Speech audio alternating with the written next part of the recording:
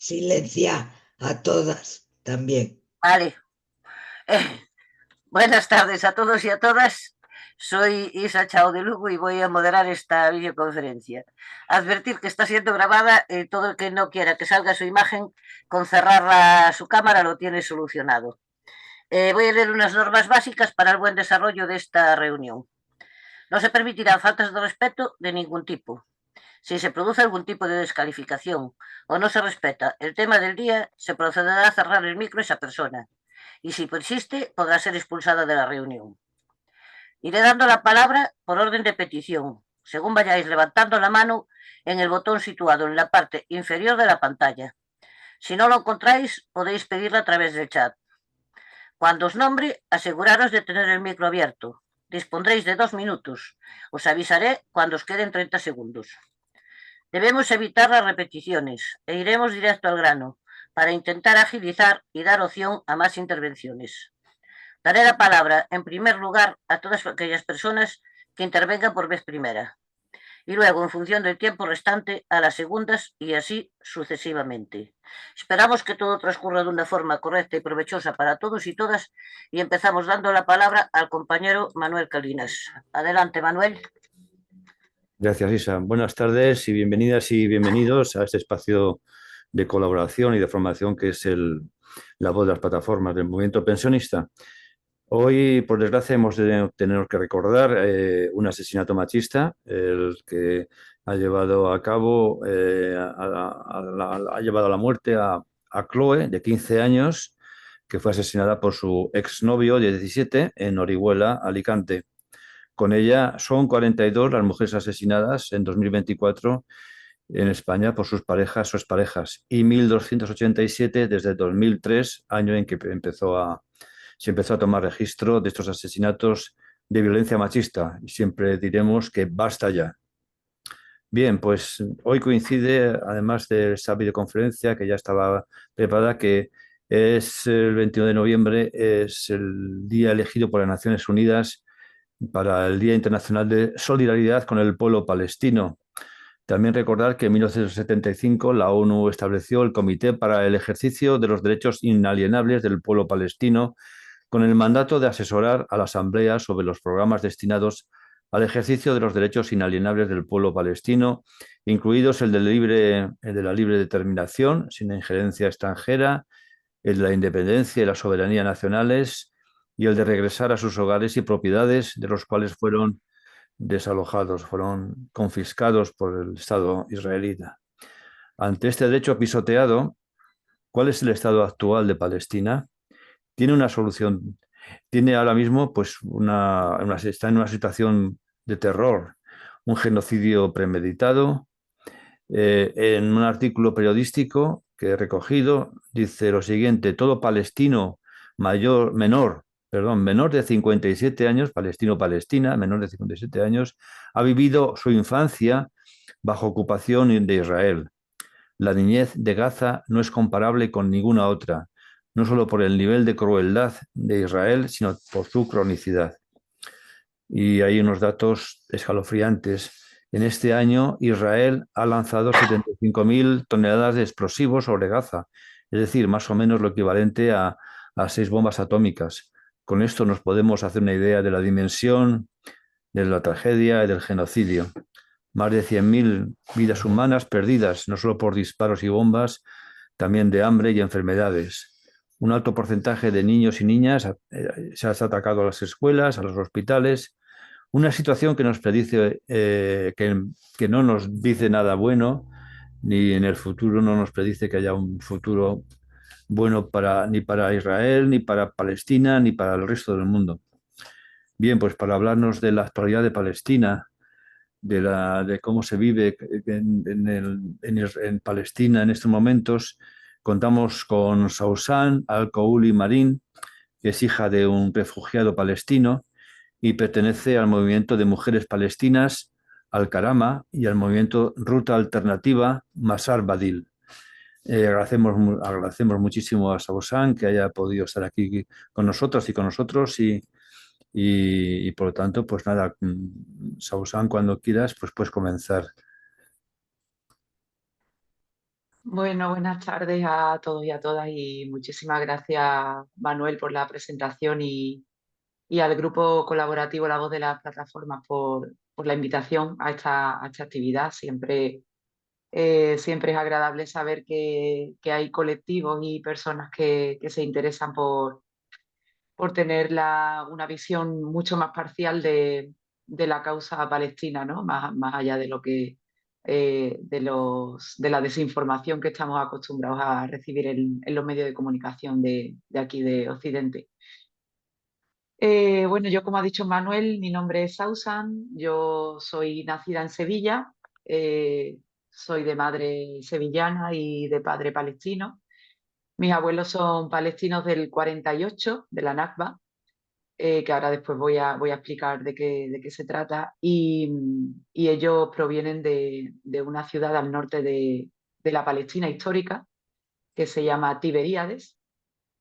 Y bueno, pues como muchos otros miles, cientos de miles de palestinos y palestinas que en ese momento tuvieron que huir de sus hogares y de sus aldeas, porque se vieron forzados a hacerlo, pues ellos también tuvieron que huir y se refugiaron en Jordania, al norte de Jordania, en una ciudad que se llama Irbid, en un campo de refugiados.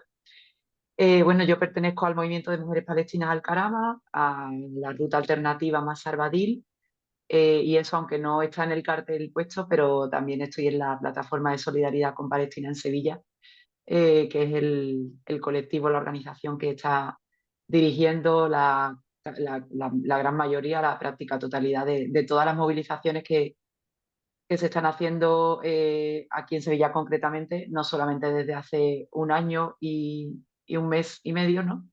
Desde el pasado 7 de octubre, sino desde hace mucho antes, ¿no? La plataforma aquí de Sevilla lleva más de 20 años en funcionamiento. Bueno, yo si os parece bien, bueno, voy a hablar un poquito para aquellas personas que nos estén escuchando y que no tengan mucho conocimiento de por qué está Palestina como está, de por qué se está cometiendo un genocidio actualmente y de por qué los medios de comunicación nos hablan de Palestina como si todo estuviera surgido el 7 de octubre, cuando esto es un asunto de colonialismo, porque en Palestina lo que hay es un sistema colonial existente desde hace ya muchas décadas, concretamente desde hace 76 años, pero además el problema no empezó ni siquiera hace 76 años, sino que comenzó mucho antes, ¿no? Y es lo que vamos a intentar desgranar para intentar pues dar las claves y poder combatir ese discurso sionista que por desgracia tenemos presente en los medios de comunicación, ¿no? Porque la propaganda sionista es muy potente, es muy fuerte y tenemos que tratar de combatirla con todas las herramientas que tenemos a nuestro alcance. Eh, por poner un punto de partida y poder llegar hasta el punto actual que tenemos ahora, ¿no? La fecha de partida realmente no hay una fecha concreta, ¿no? Hay personas que hablan de eso del año 1948, que fue cuando se creó el Estado de Israel, pero realmente todo esto empezó mucho antes, ¿no? El sistema colonial en Palestina se empezó a fraguar mucho antes de 1948, ¿no? Eh, ya desde finales del siglo XIX, en el último tercio del siglo XIX, en la última década sobre todo, surgió con el auge del nacionalismo y de los estados-nación, surgió una ideología que es el sionismo, el surgimiento del sionismo, que persigue establecer un Estado-nación judío en alguna parte del mundo, ¿no? De hecho, el movimiento sionista internacional barajó muchas posibilidades antes de tomar la decisión, junto con Gran Bretaña, de establecerse en la Palestina histórica, ¿no? Eh, ya bueno, no me quiero extender mucho con la parte histórica porque esto realmente es algo que se puede consultar, ¿no? Si consultamos los medios bibliográficos convenientes. Pero por ponernos un poquito en contexto histórico, cuando se produjo la Primera Guerra Mundial, Palestina entonces estaba bueno, era parte del Imperio Otomano. El Imperio Otomano, como sabréis, fue uno de los perdedores, ¿no? De la Primera Guerra Mundial. Y antes de terminar la Primera Guerra Mundial, antes de finalizar, ya Inglaterra y Francia ya empezaron a negociar entre ellas, en secreto, por supuesto, y de espaldas a los pueblos árabes, empezaron a negociar de qué manera iba a quedar configurado el Medio Oriente, que entonces estaba dominado por el Imperio Otomano.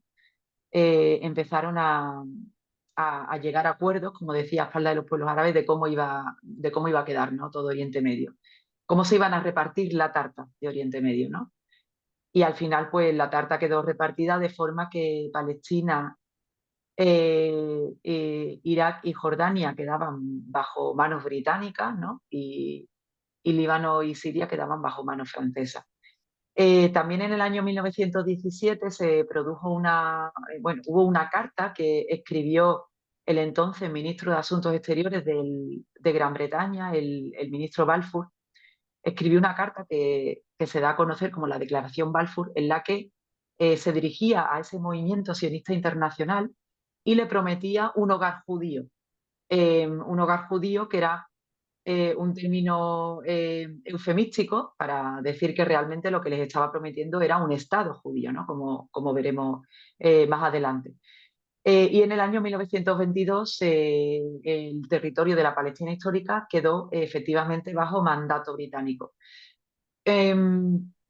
Como decía, con el movimiento del sionismo internacional y el definitivo establecimiento del mandato británico, este mandato posibilitó que se tuvieran lugar unos movimientos migratorios de judíos provenientes sobre todo de Europa del Este, pero también de otros lugares del mundo, hacia la Palestina histórica, para llegar finalmente a ese objetivo de creación de un Estado judío.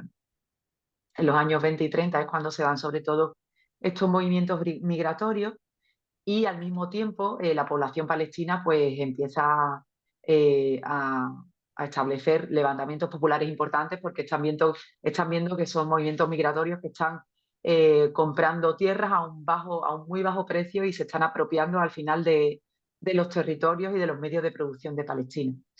Incluso hubo una fecha importante de los años 36 del 36 al 39, casualmente coincidiendo con la Guerra Civil Española.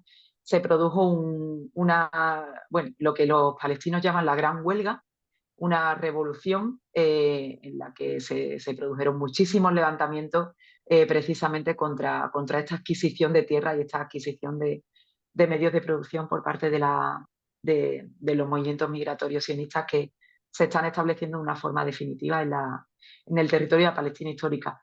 Ya a partir de aquí, pues bueno, ya más o menos sí conocemos un poco cuál es la trayectoria, ¿no? En el año 1947, un año antes de la creación del Estado de Israel, la recién creada Sociedad de Naciones, que luego se llamó Naciones Unidas, ¿no?, la Organización de Naciones Unidas que conocemos hoy día, aprobó una propuesta, la Resolución 181, que se trataba de una propuesta de partición de la Palestina histórica, en la que el Estado, la nación palestina quedaba dividida en dos.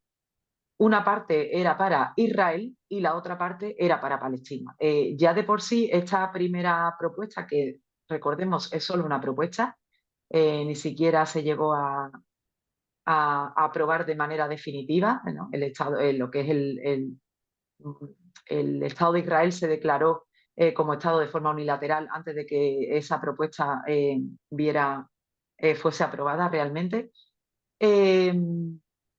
Pero ya esta propuesta es una propuesta injusta. Bueno, por supuesto, injusto es todo desde el principio, ¿no?, porque no olvidemos que es un sistema colonial en el que se está provocando una usurpación de tierra por parte de una población forágena que no es la población indígena del territorio, ¿no?, de una forma totalmente irracional, ¿no?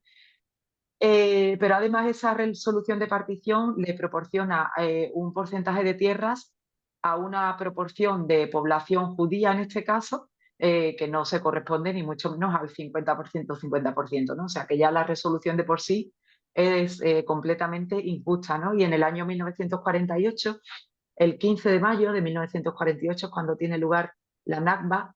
La Nakba es una palabra árabe que significa catástrofe, que es cuando se crea de forma unilateral el Estado de Israel, cuando se institucionaliza ese colonialismo, esa colonización, y que supuso un auténtico desastre, una auténtica catástrofe, como bien indica la palabra Nakba, porque supuso la expulsión de más de 700.000 personas, palestinas, indígenas, originarias de sus tierras, de sus casas y de sus aldeas. Les expulsan a punta de pistola, por supuesto, ¿no? Por decirlo de una forma popular. Y, y bueno, más de 500 aldeas fueron completamente destrozadas, ¿no? Esto, por supuesto, es una cosa que podemos imaginarnos fácilmente porque estamos viendo como ahora en la etapa actual de genocidio, efectivamente, las ciudades y los barrios de Gaza están siendo completamente destruidos, ¿no? Pues eso es lo que ocurrió en la Nakba en el año 1948. Entonces, como os decía, más de 700.000 personas tuvieron que huir y se refugiaron dentro de la propia Palestina. Hay muchos refugiados internos dentro de Palestina y muchos otros tuvieron que marcharse a exiliarse a otros lugares, sobre todo países árabes de alrededor, como pueden ser Jordania, Siria o Líbano. Vale, en el año, desde el año 1948, pues como os digo, esto supuso una fragmentación, una verdadera decaída de la sociedad palestina a todos los niveles, porque además las personas refugiadas que en ese momento tuvieron que irse de sus casas, siempre tenían la esperanza de poder volver, ¿no?, a sus hogares. Y uno de los símbolos de la identidad palestina precisamente la llave, es una llave, porque es un símbolo que viene a significar el retorno, ¿no?, de las personas refugiadas que guardan todavía la llave de su casa original para poder volver. Como anécdota os digo que mis abuelos se refugiaron en Erbil, como os he dicho antes, que es una ciudad que está al norte de Jordania y que se encuentra a tan solo 60 kilómetros de Tiberíades, que es su ciudad natal original. Entonces, el símbolo de la llave es un signo identitario muy, muy potente de las personas refugiadas palestinas. Luego, unos años más tarde, 20 años más tarde concretamente, tuvo lugar otra catástrofe, que fue la Nakba, ¿vale? En junio del año 67. Es un término quizá un poco menos conocido, la Nakba, pero viene a significar algo así como el revés, que supone otra expulsión masiva de personas palestinas de sus hogares, de sus aldeas y de sus tierras, porque fue cuando el Estado de Israel ocupó los Altos de Golán sirio, ocupó la península del Sinaí en Egipto, se anexionó parte de Jerusalén oriental, y bueno, pues ahí se produjo también una gran expulsión de aproximadamente 300.000 personas que tuvieron que huir de sus hogares y de sus aldeas, ¿no? Y bueno, al poco tiempo después de la Nakba, como fecha también significativa, podemos hablar de la primera intifada, que tuvo lugar en el 87, que fue un gran levantamiento popular de palestinos. Es conocido como la intifada de las piedras, ¿no?, porque hay muchas imágenes en esa primera intifada de niños, de adolescentes que le tiraban piedras a los soldados sionistas, porque era, digamos, ante la falta de otro tipo de armas, por decirlo así, pues se defendían con piedras, ¿no? Por eso se le conoce como la intifada de las piedras. Tengo que señalar que en el año 1987, por primera vez, desde que comenzó el sistema colonial y la rebelión del pueblo palestino contra el sionismo y contra el Estado de Israel, en el año 87, por primera vez, los medios de comunicación occidentales ponen el foco en las mujeres palestinas. Hasta ese momento, la participación de las mujeres palestinas había sido notable, ¿no?, en todos los sentidos. Es una participación que, como digo, Occidente había obviado, que no había reflejado nunca al hablar de la lucha palestina por la liberación nacional, y es en el año 87 cuando realmente se abre un poco la veda y se deja entrever la participación de las mujeres palestinas, pero no surge esta participación en el año 87, sino que viene surgiendo desde las primeras oleadas de movimientos migratorios sionistas en los años 20, ¿no? Las mujeres palestinas fueron quienes empezaron con los movimientos de boicot. Ellas fueron quienes empezaron a comprar tierras para evitar que fueran compradas por estos movimientos migratorios sionistas. Ellas fueron las que se organizaban para atender a aquellas familias cuyos presos eran encarcelados. Ellas fueron las que mantuvieron los sistemas de salud y el sistema educativo. También las mujeres fundaron sus propias organizaciones de resistencia armada, o sea, no solamente hubo organizaciones de resistencia armada compuestas por hombres, sino también por mujeres, y no solo por mujeres, sino exclusivamente de mujeres. Estos son datos que se conocen poco y que creo que es importante que se sepa para tratar de desmantelar esa visión occidental que hay de que las mujeres palestinas no participan en la lucha y en la liberación, pero bueno, luego volvemos a este tema si queréis, porque creo que es interesante. Como decía, en el año 87 es cuando tiene lugar la Intifada de las Piedras y cuando los medios de comunicación realmente ponen el foco en esa participación de las mujeres, ¿no? Luego, unos años más tarde, como os sonará a todos y a todas, se produce en el año 1994 la firma de los mal llamados acuerdos de paz, los acuerdos de Oslo, en el que se dilapida lo que hasta entonces se conocía como la OLP, la Organización por la Liberación de Palestina, y se crea la Autoridad Nacional Palestina.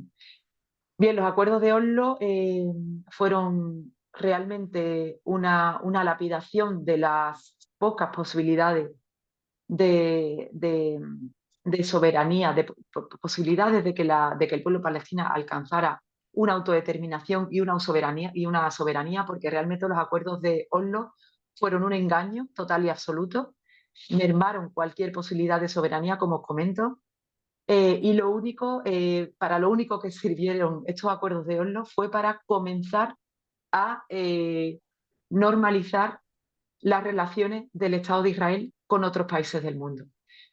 Hasta entonces el Estado de Israel no era reconocido o no era tomado en consideración por muchos países a lo largo y ancho del planeta, pero los acuerdos de Oslo posibilitaron que sí se empezaran a tener tipo de relación de todo tipo con Israel, diplomáticas, económicas y de cualquier otra índole, ¿no?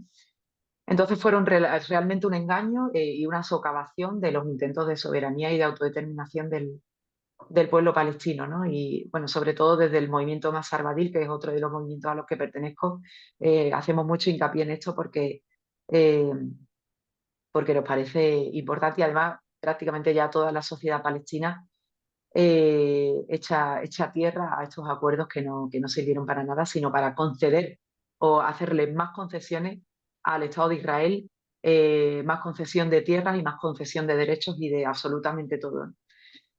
Y bueno, por ir acelerando un poco, en el año 2000 tuvo lugar otra intifada, otro levantamiento popular. Luego también por señalar una fecha importante, en la lucha por la liberación nacional. No sé si recordaréis que en el año 2018 tuvieron lugar unas marchas pacíficas, las marchas del retorno, tuvieron lugar en la Franja de Gaza. Estas marchas estuvieron aproximadamente en funcionamiento un año.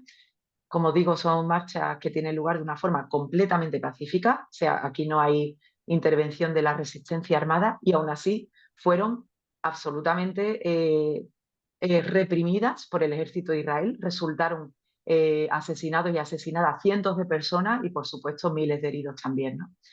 Esto un poco para, digamos, también combatir ese discurso, ¿no? De que pues, bueno, el discurso de que la resistencia en Palestina es terrorista, etcétera, etcétera, que eso lo vamos a comentar ahora también porque es otro de los puntos claves que me gustaría tocar hoy, ¿no?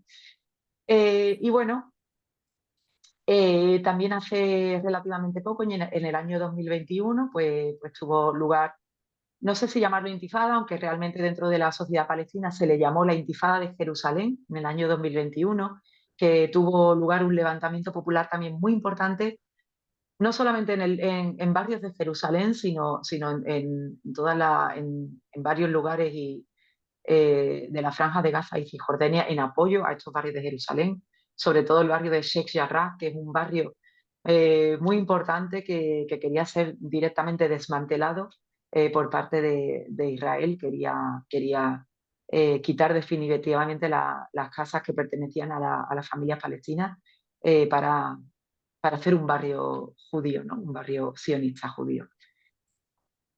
Y bueno, lo más actual que tenemos, por supuesto, que es la etapa actual de genocidio, que comenzó el pasado 7 de octubre.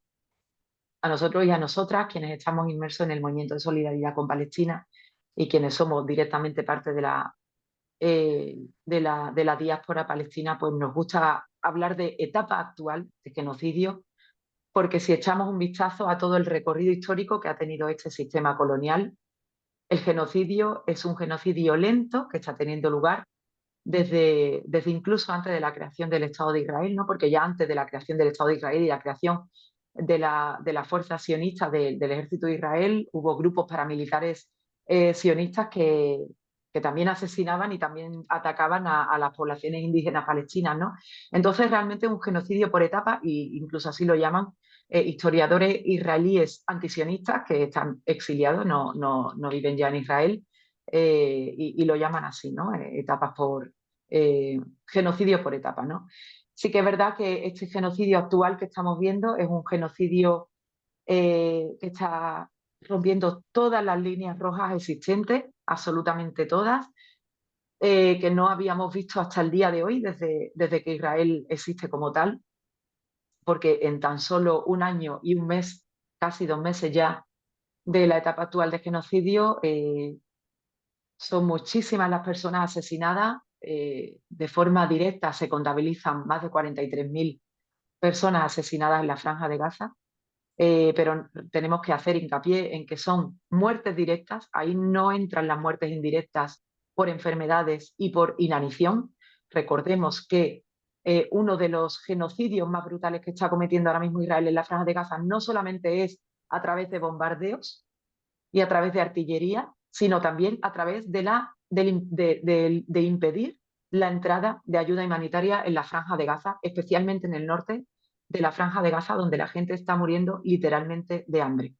Hay una revista científica o médica que se llama The Lancet, que publicó un artículo en este verano, que hablaba de 180.000 personas asesinadas contando con las muertes indirectas. Las muertes indirectas nunca vamos a saber realmente cuántas son, pero la estimación que hacía esta revista médica era de 180.000 personas en este mes de julio.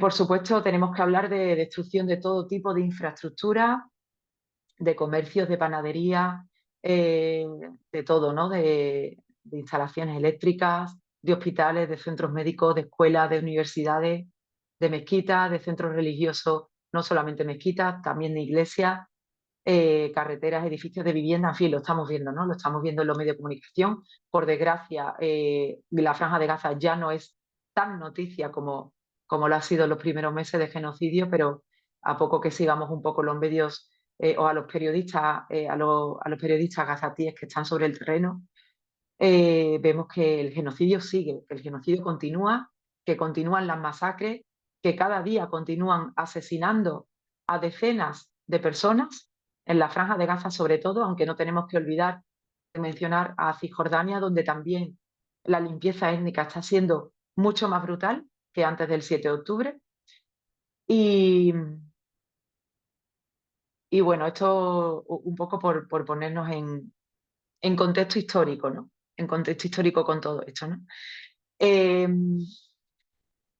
La represión, como decía, esto es un genocidio por etapas, esto no empezó el 7 de octubre, ni muchísimo menos. No tenemos que olvidarnos que esto es fruto de un sistema colonial que obedece al sistema capitalista y al sistema imperialista. No tenemos que olvidar que el apoyo de Estados Unidos, especialmente, también de la Unión Europea, pero sobre todo de Estados Unidos, al Estado de Israel es crucial para que el Estado de Israel siga existiendo, porque el Estado de Israel de por sí es un Estado fallido, para empezar porque el pueblo judío como tal no es un pueblo, el pueblo judío es un invento, ¿no?, de este movimiento sionista internacional. De hecho, hay muchos movimientos judíos en el mundo, como sabréis, que están en contra, que son antisionistas y que están en contra de la propia existencia del Estado de Israel, porque el pueblo judío no es un pueblo, ¿no? El judaísmo es una religión tan lícita como cualquier otra, pero no es un pueblo, no es un pueblo-nación, ¿no? Por tanto, ya partimos de la base de que es un Estado fallido. Partimos de la base también de que Israel es un Estado sionista y el sionismo es una ideología supremacista y racista y por tanto está abocada al fracaso, ¿no?, como lo estuvo el régimen nazi, ¿no?, de los años 30 y de los años 40, ¿no? Disculparme porque estoy recibiendo una llamada, la voy a colgar.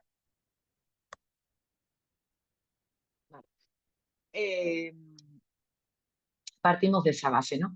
Entonces, como decía, el sistema colonial sionista sobre la Palestina histórica, además, es un sistema colonial de usurpación. ¿Esto qué significa? Esto significa que es un sistema colonial que pretende eliminar a la población palestina autóctona, originaria, indígena, como lo queramos llamar, eliminarla y reemplazarla por una población forágena, ¿no?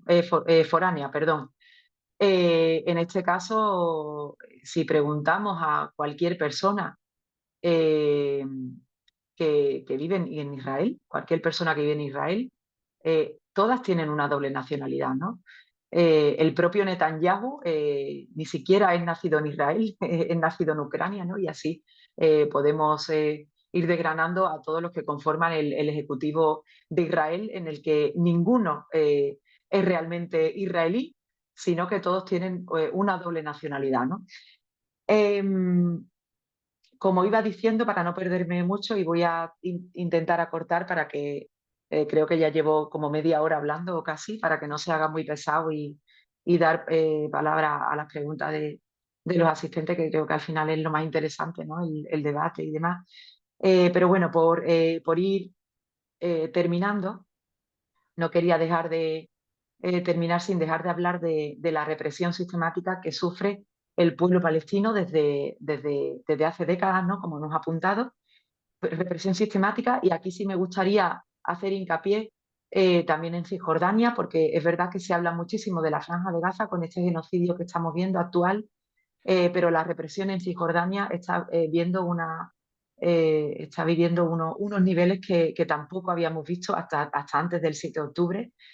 En Cisjordania, como sabéis, existen los checkpoints que no permiten una libertad de movimiento de personas, ni de trabajo, ni de nada, de todas las personas que viven en Cisjordania. Ahí se calcula que hay 100 checkpoints o controles de seguridad que son permanentes, y luego hay muchos que son temporales o improvisados, que se encuentran las personas palestinas de la noche a la mañana y sin conocimiento previo, ¿no? Tenemos que hablar, por supuesto, del muro de la vergüenza que divide también parte de Cisjordania y que tiene 810 kilómetros de longitud. Tenemos que hablar de los derribos de casas que comete Israel desde hace décadas, ¿no?, a través, por medio de los bulldozers. Tenemos que hablar de los desplazamientos forzados de la población, del robo y despojo de los recursos, aquí me gustaría pararme un momentito en el robo de los el robo de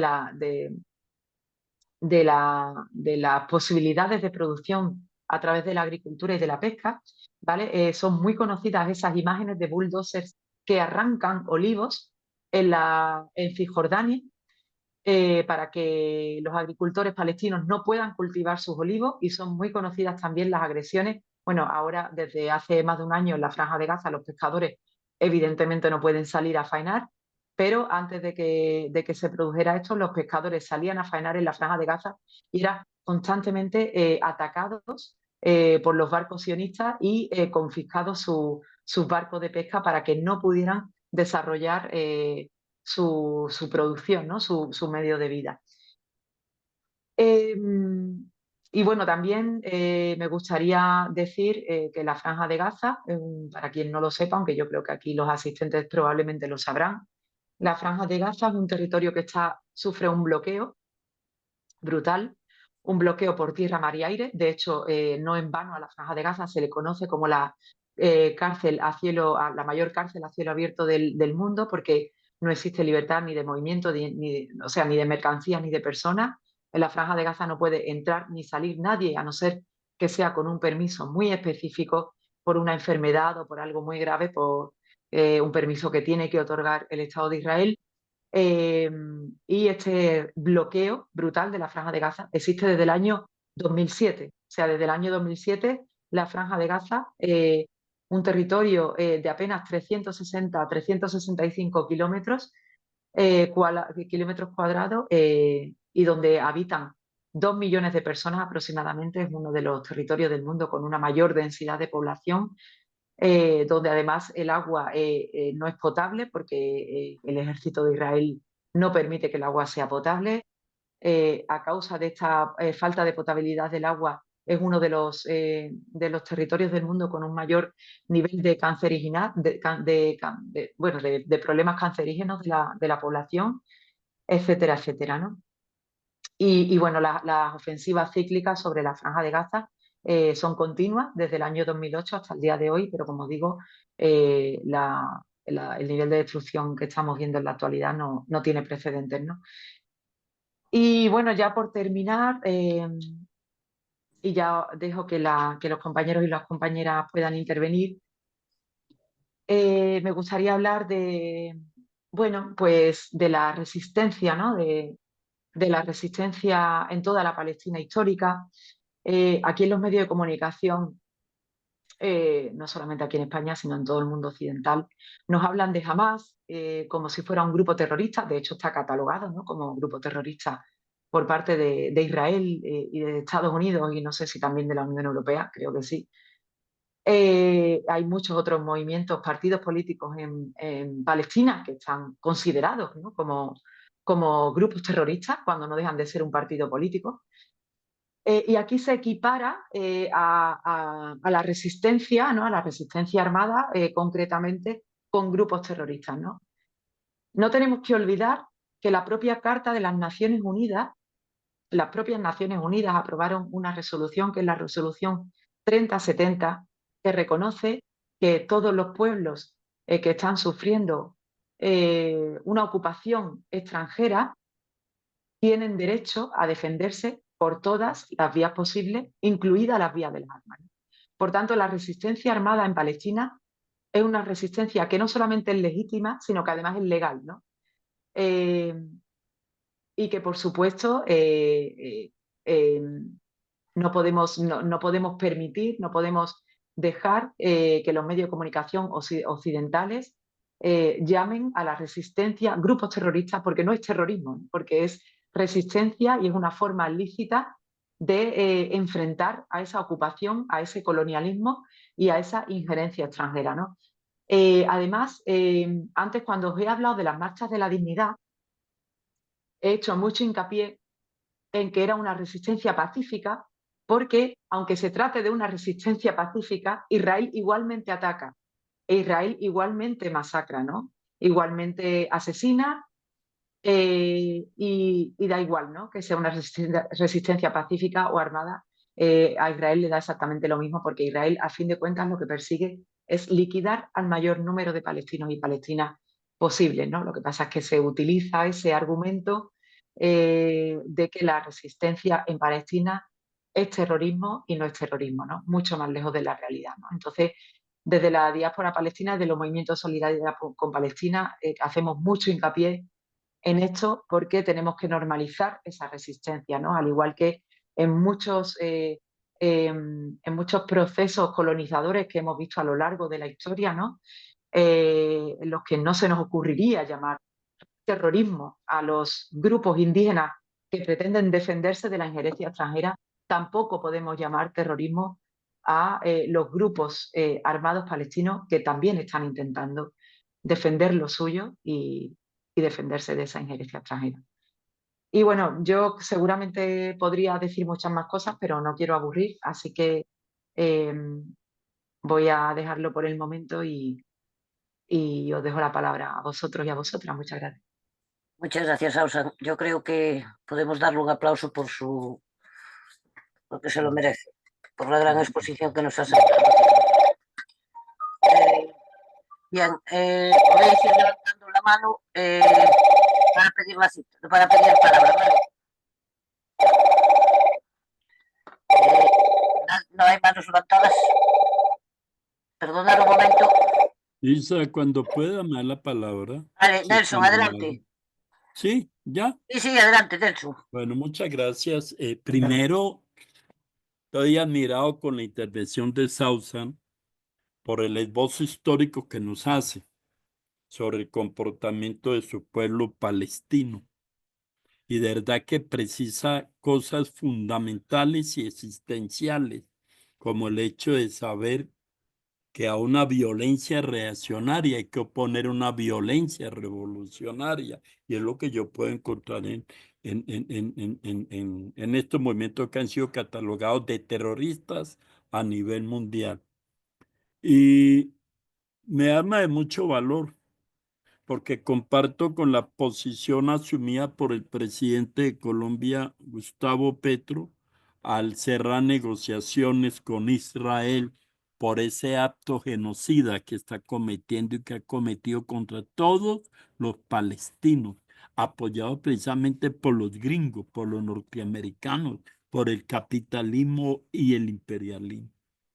Y comparto además las intervenciones en las cuales ha participado el embajador de Palestina aquí en Colombia con la academia, donde nos ha precisado que se ha querido borrar a Palestina del mundo geográfico, que si bien ella no hace una exposición como pensaría hacerlo, pero sí nos da elementos que permite acertar que Palestina intencionalmente ha sido desconocida en el mundo entero y que los medios de comunicación, amantes de la difamación, amantes de ocultar la realidad social, han venido apoyando a estos sistemas. De modo que quedo muy agradecido. Yo lo que me hago es otra pregunta, Isa, y a Sausan, es ¿qué más tenemos que hacer en el mundo? Porque acabo de asistir a una conferencia de la Federación Sindical Mundial sobre mujeres y Palestina, básicamente en el hecho de Palestina.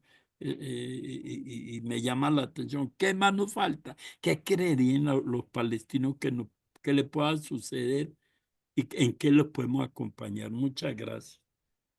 Gracias, Nelson. Sausan, no hay más palabras pedidas. No sé si quieres intervenir tú. Sí, déjame un segundito que voy Sí, a sí. abrir la puerta. Perdona, que me han llamado. Nada, tranquila. Voy a revisar el chat por si hay alguna palabra pedida. No. Vale.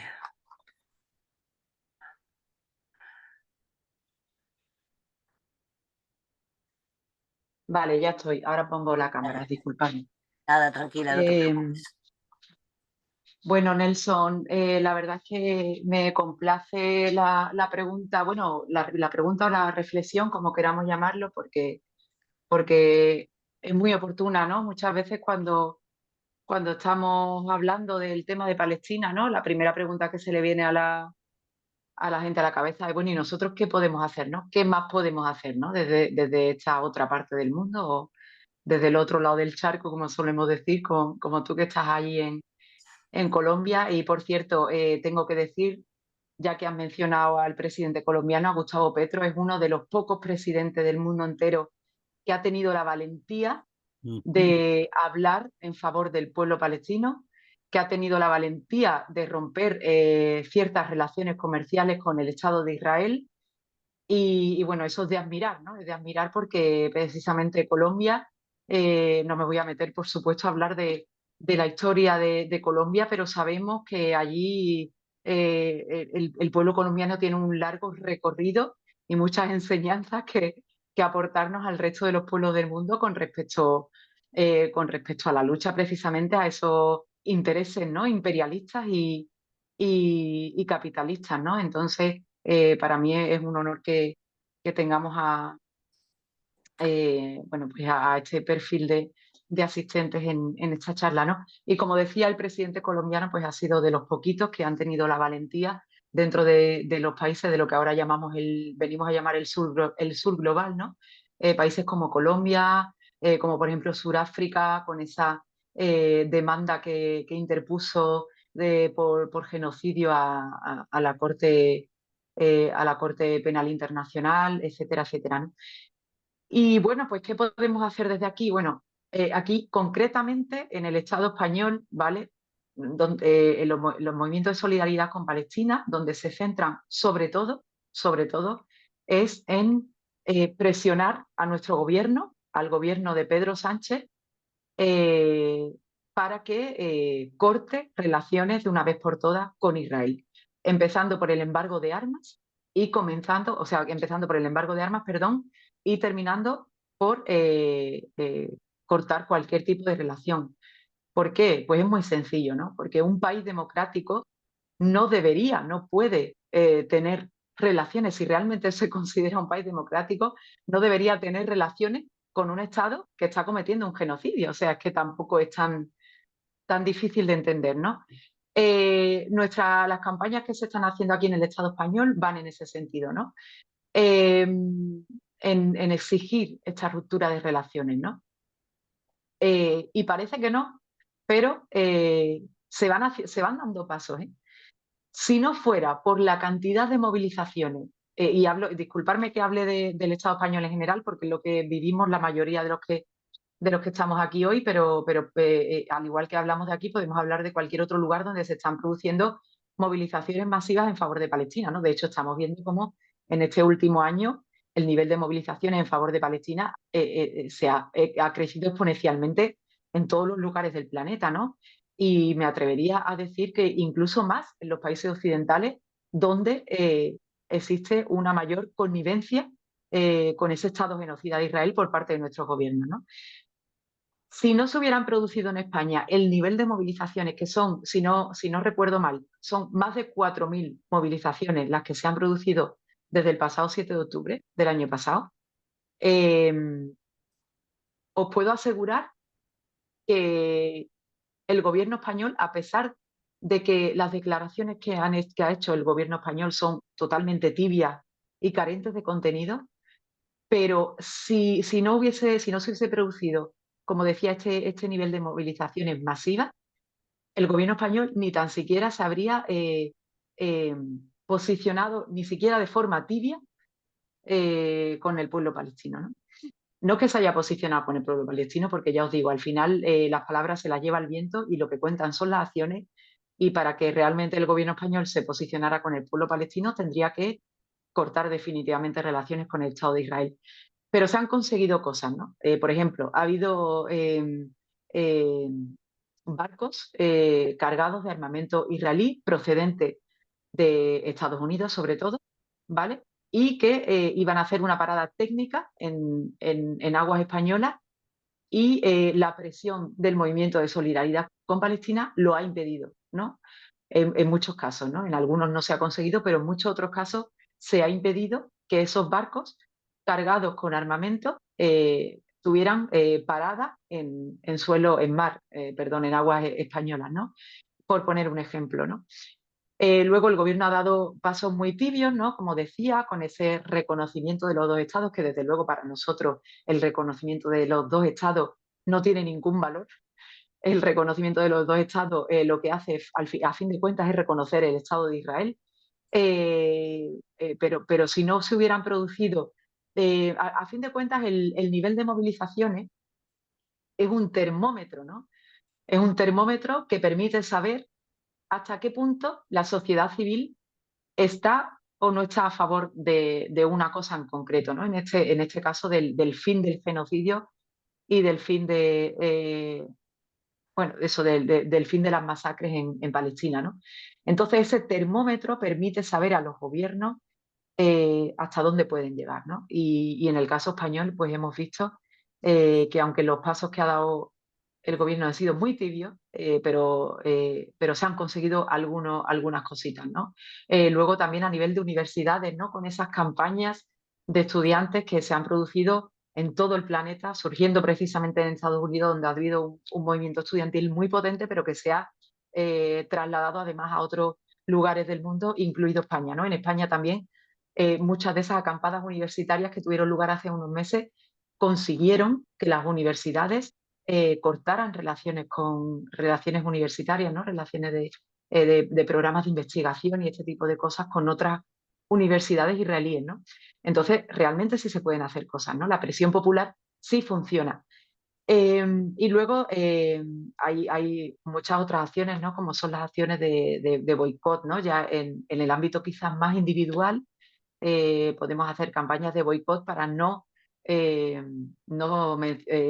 consumir, no comprar esos productos que directamente no tienen por qué ser de marcas israelíes, sino que son marcas pues, que apoyan de forma abierta al Estado de Israel, ¿no? Aquí, por ejemplo, hemos hecho una campaña en España con Carrefour, ¿no? Que hemos sabido que Carrefour ha donado en más de una ocasión, o sea, en vez de donar alimentos, ¿no? A la franja de Gaza, que está ahora mismo tan necesitada, los ha donado a las FDI, ¿no? A las fuerzas de ocupación de Israel. Ahora, por ejemplo, en esta semana, ¿no? El famoso Black Friday, se ha hecho una campaña para pedir a la gente que no consuma HP, ¿no? Se hacen campañas para pedir que no se consuma pues productos como McDonald's, Burger King y este tipo de empresas norteamericanas que sabemos que apoyan sin condicionamiento de ninguna clase a Israel, ¿no? Entonces, pues bueno, sí, hay cosas que se pueden hacer. De hecho, algunas de estas empresas que os he mencionado, aquí en Occidente no, pero en otros países, sobre todo países asiáticos y de Medio Oriente, han tenido una caída brutal en su nivel de ventas, ¿no? Por ejemplo, McDonald's, por ejemplo, Carrefour y, por ejemplo, también esta marca de café tan conocida, la de Starbucks. Entonces sí que se pueden hacer cosas y, bueno, sobre todo sumarse a las movilizaciones populares, que yo creo que es el arma más potente que tenemos desde la sociedad civil. Y, bueno, también pues en nuestro ámbito más privado, aparte del boicot que os mencionaba, hablar, ¿no? Con nuestros amigos, con nuestros vecinos, con nuestros compañeros de trabajo para intentar combatir ese discurso sionista que pretende dilapidar la soberanía palestina. No sé si con esto respondo a tu pregunta, Nelson. Sí, es correcto. Gracias, Nelson. Mari Carmen Muñoz.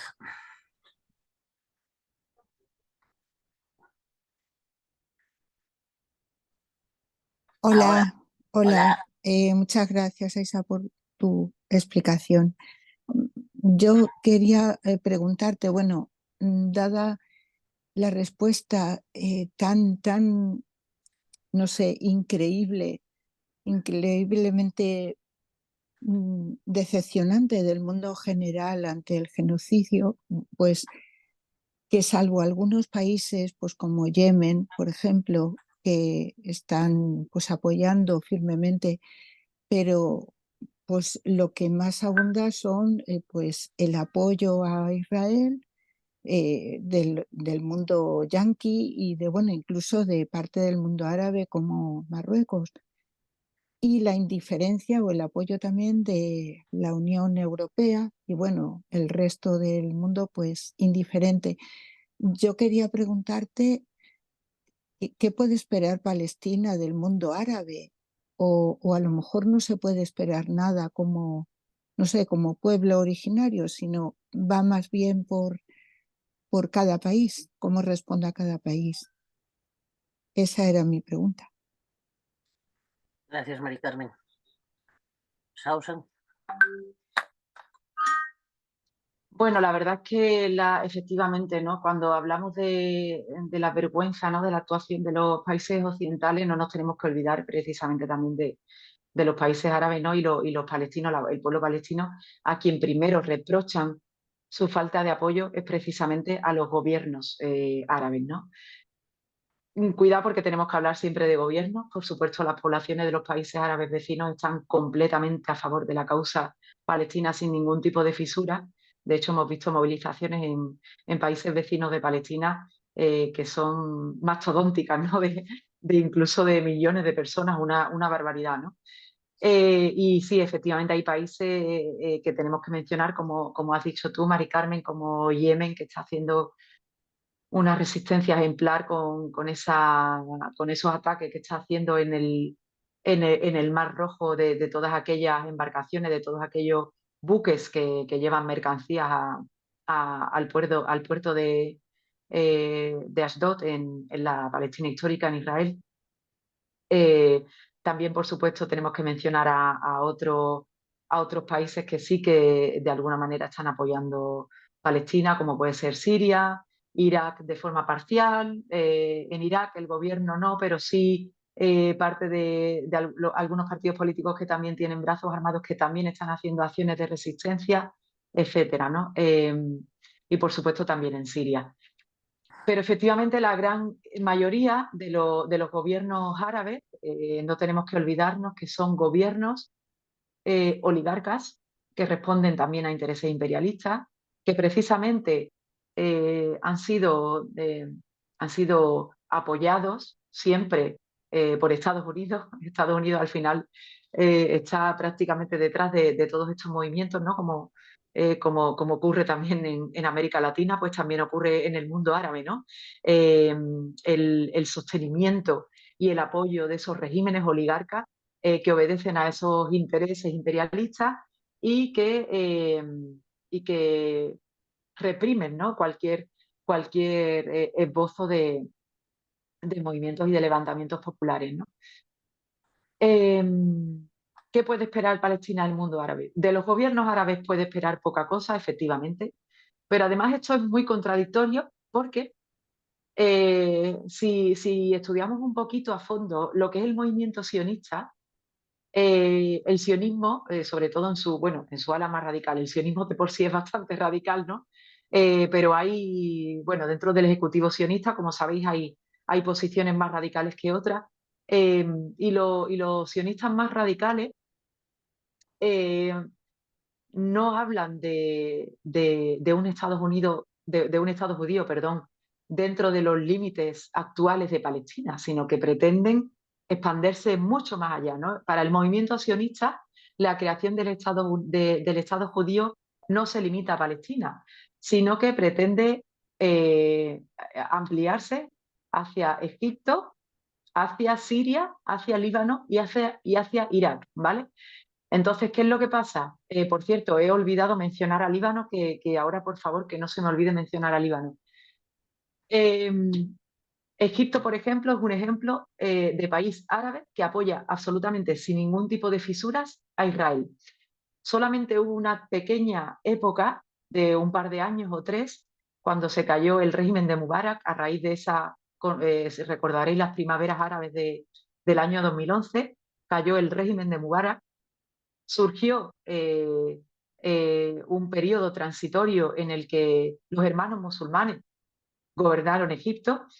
Estos hermanos musulmanes tenían buenas relaciones con Hamas, que ya gobernaba en la Franja de Gaza, y los hermanos musulmanes sí que apoyaban la causa palestina. Esto, pues por desgracia duró poco, porque al poco tiempo hubo un golpe de Estado por parte del general al-Sisi en Egipto, que es quien gobierna en la actualidad.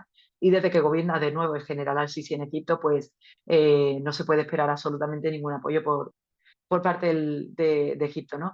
Pero como decía, Egipto es uno de esos países que el sionismo, el movimiento sionista internacional, pretende ocupar también. Entonces es bastante contradictorio, ¿no? Porque por un lado estás apoyando a un régimen cuyo objetivo real, cuya estrategia final es ocupar también parte de tu territorio, ¿no? Entonces, bueno, pero no, efectivamente el pueblo palestino no puede esperar gran cosa de los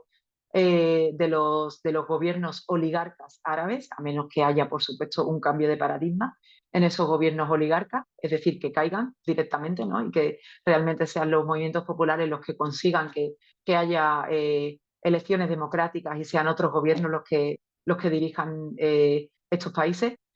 Y con respecto al Líbano, como decía, que es uno de las resistencias vecinas, que se me ha olvidado mencionar, por supuesto. Hezbollah también está considerada como una organización terrorista, pero sin embargo Hezbollah ha liderado parte de esa resistencia de apoyo al pueblo palestino, que ha sido fundamental, porque ha tenido en tensión y sigue teniendo en tensión durante todo este tiempo al régimen de Israel, sobre todo al norte de la Palestina histórica, es decir, del actual Estado de Israel. Y bueno, pues tenemos que mencionarlo, por supuesto, ¿no? Y nada, en cuanto Mari Carmen también ha mencionado a la Unión Europea, pues la Unión Europea, a fin de cuentas, no es más que un apéndice, no es más que un apéndice de Estados Unidos, ¿no? La Unión Europea realmente no tiene soberanía propia, ¿no? Más allá de para determinadas cuestiones, pero en cuestiones económicas y en cuestiones internacionales no deja de ser un apéndice de Estados Unidos y va a seguir las órdenes de- del gran amo mundial, ¿no? Que en estos momentos es Estados Unidos, que por desgracia, por suerte, perdón, eh, estamos viendo, no me voy a meter, porque además no me atrevo a meterme en ese plano, ¿no? De los movimientos geopolíticos mundiales, pero sí que estamos viendo que hay determinados movimientos como son los BRICS, ¿no? Los famosos BRICS, que están dilapidando, ¿no? Esa perdonadme que no me sale la palabra, esa posición unilateral por parte de los Estados Unidos, y creo que eso es una buena noticia, ¿no? Que Estados Unidos esté dejando de ser poco a poco dueño y amo del mundo entero, pero al mismo tiempo, precisamente por ese motivo, ¿no? Porque el dólar ya no es tan fuerte como lo era antes, pues está haciendo todo lo que es posible y todo lo que está en sus manos para fortalecer por todos los medios posibles su posición hegemónica mundial, y una de ellas es la del sostenimiento precisamente del Estado de Israel. Eso es todo. Manuel Colinas. Gracias, Rosan, por tu exposición. Bueno, hemos tenido aquí un compañero que ya falleció, era de Argentina, de origen judío, pero era fervientemente antisionista. Quiero decir que quizás, y después he leído más autores y más personas que son de origen judío, pero que son antisionistas. El sionismo no deja de ser una ideología nazi, fascista, supremacista, como tú has dicho.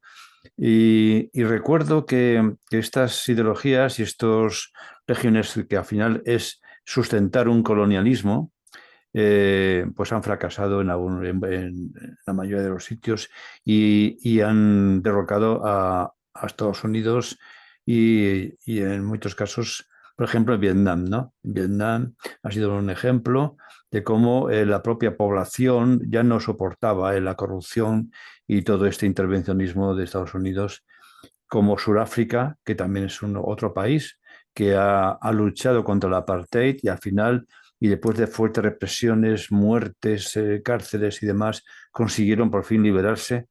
En Latinoamérica hay otra línea también de pacifista, de llegar a llegar al poder a través de las urnas, como hemos visto recientemente en Uruguay, con el Frente Amplio, y bueno, y en México, y en fin, en Colombia también, por supuesto.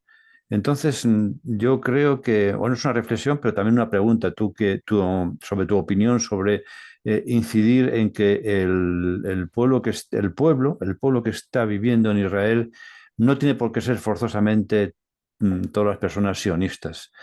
E incluso creo que hay un rechazo ya cada vez más amplio a esta política de genocidio que al final va a derrocar a la propia Israel, yo creo. Porque al final, a pesar de la fuerte los medios de comunicación que hay del sionismo de Estados Unidos y demás, pero lo que estamos viendo no es soportable, no puede ser. si la propia ONU está hablando de que esto no puede ser, que así ya lo define como genocidio, entonces, ¿qué se puede esperar, ¿no? Yo creo que al final esto, bueno, es mi reflexión, ¿no? Tiene que romperse y tiene que haber una solución pacífica y tiene que ser Palestina un estado donde puedan convivir ideologías, etnias, religiones, etcétera, etcétera.